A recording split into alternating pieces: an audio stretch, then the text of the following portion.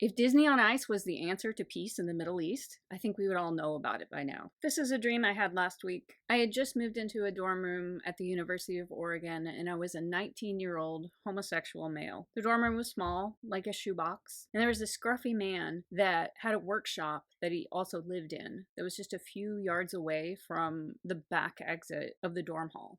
And this man was very rude to me. He took up a position as my archenemy because he hated fags. He knew nothing about me, and I did nothing to provoke him except just exist as myself. He was very menacing and dangerous. So I was in my room, unpacking, getting settled in, and this man came to my door, and he was just pounding on the door and yelling for me to open the door. And I was terrified. And I said, loud enough that he can hear, "Hey Siri, call 911. I'm sorry, I can't call emergency services here. Please use your phone. Isn't Siri great? So anyway, he knew that I had called for emergency backup, but it didn't faze him at all. He's still just pounding on the door. And the lock was really dinky. It was just like a lock you would find on an interior door in any house, like what you would find on a bathroom door. And so he popped the lock with like a knife or a credit card or something, and the door flew open. And there were like 10 or more people behind him. He had like a whole group of people with him. And all these people were religious folks representing many different religions. And in their hands, they held various religious texts. And they'd come to my room to pray with me and try to stop me from being gay. Suddenly there were all these plastic chairs they were sitting